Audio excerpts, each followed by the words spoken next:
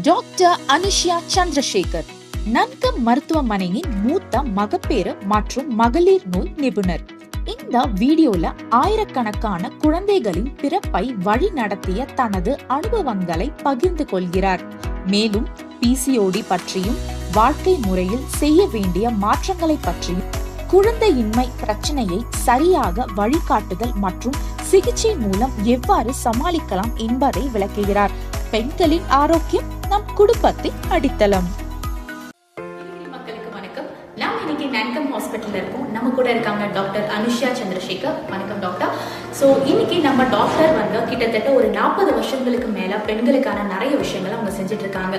டாக்டராகவும் இருக்கட்டும், மற்ற விஷயங்களாகவும் இருக்கட்டும். ஸோ இன்னைக்கு நம்ம டாக்டர் கிட்ட நிறைய விஷயங்களை கேட்டு தெரிஞ்சுக்க போறோம். வாங்க நம்ம கேட்கலாம். டாக்டர், நீங்க 45 இயர்ஸ் நிறைய டெலிவரிஸ், கிட்டத்தட்ட ஆயிரக்கணக்கான டெலிவரிஸ் பார்த்துருக்கீங்க. ஸோ அதுல இருந்து நீங்க இன்னைக்கு என்ன சொல்ல விரும்புறீங்க? அதோட விஷயம் உங்களுக்கு எப்படி ஃபீல் ஆகுது? ரொம்ப சந்தோஷமா இருக்கிறேன். இத்தனை வருஷமா நீங்க சொன்ன மாதிரி ஆயிரக்கணக்கான குழந்தைங்க பிறந்திருக்கிறாங்க. இப்போ நிறைய பேர் அவங்க பிறந்து கல்யாணம் ஆகி அவங்க டெலிவரிக்கு வராங்க. அது ரொம்ப சந்தோஷமா இருக்கு. அப்புறம் நிறைய பேர் என்னை கூப்பிட்டு காட்டுறாங்க, பாருங்க நீங்க எடுத்த பையன் ரேஷன் கடைக்கு போனால் அங்கே சொல்கிறாங்க, ஏதாவது பஸ்ஸில் உட்காந்து அங்கே சொல்கிறாங்க.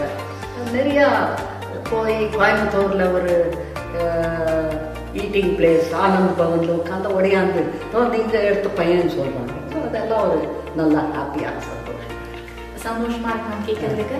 அண்ட் அந்த காலத்துல இருக்கிற பெண்களுக்கும் நீங்க பாத்திருக்கீங்க, இந்த காலத்துல வர பெண்களுக்கும் நீங்க பாத்திருக்கீங்க. ஸோ இந்த காலத்துல வர பெண்களுக்கு நீங்க என்ன சொல்லணும்னு விரும்புறீங்க? என்ன சொல்லணும்னா, அவங்க கொஞ்சம் சுறுசுறுப்பாக இருக்கும், நிறையா ஃபிசிக்கல் ஆக்டிவிட்டி பண்ணணும். அந்த காலத்தில் பண்ணிட்டு இருந்தாங்க, இந்த காலத்தில் பண்ணுறதில்ல. சாப்பிட்ற சாப்பாடும் இந்த காலத்தில் fast foods, eating out, not sleeping at the right time, அதெல்லாம் அவங்க change. Life style is the main thing. இதனால பிசிஓடிஸ் அந்த மாதிரி நிறைய பிரச்சனைகள் வருது. ஆக்சுவலி பிசிஓடி என்ன மேம்? இந்த காலத்துல சின்ன பொண்ணுங்கள்ல இருந்து அந்த பிரச்சனைகள் இருக்கு. அதான் வர பிசிஓடி ஜாஸ்தி ஆகிட்டே போகுது. அது ஏன் போகுதுன்னா, it's a sort of hormone imbalance, it's a sort of insulin ரெசிஸ்டன்ஸ்ன்னு சொல்லுவாங்க. அது ரொம்ப கார்போஹைட்ரேட் சாப்பிட்டுட்டு ரொம்ப இந்த விட்டமின்ஸ் மினரல்ஸ் அதெல்லாம் சேர்க்காம இருக்கிறதுனால அது வருது. 3 main things: good proper time sleep, proper physical activity, proper food, diet, sleep, exercise. அது 3மே கரெக்ட் பண்ணிட்டா பிசிஓடி ஓடி போயிடும். ஸோ இதனாலதான் நம்ம இன்ஃபர்டிலிட்டி ப்ராப்ளம்ஸ் இதெல்லாம் வருது. இல்லை, ஆரம்பத்தில் பீரியட்ஸ் இர்ரெகுலர் ஆகிடுது. பீரியட்ஸ் இர்ரெகுலர் ஆனால் அந்த ஓவிலேஷன் நடக்கிறது இல்லை, தூரத்துக்கு ஒரு நாள் நடக்குது. அப்புறம் சிலருக்கு ஓவிலேஷனே நடக்கிறது இல்லை. ஸோ அதனால இன்ஃபர்டிலிட்டி, குழந்தை பிறக்கணும். ஸோ நம்ம ஹாஸ்பிட்டல் அது எந்த அளவுக்கு நம்ம சக்ஸஸ்ஃபுல்லாக போயிட்டு இருக்கு? ரொம்ப சக்ஸஸ்ஃபுல்லாக போயிட்டு இருக்கு. நல்ல கவுன்சிலிங் பண்ணுறதுனால நிறைய பேர் நான் சொல்கிறத கேட்குறாங்க.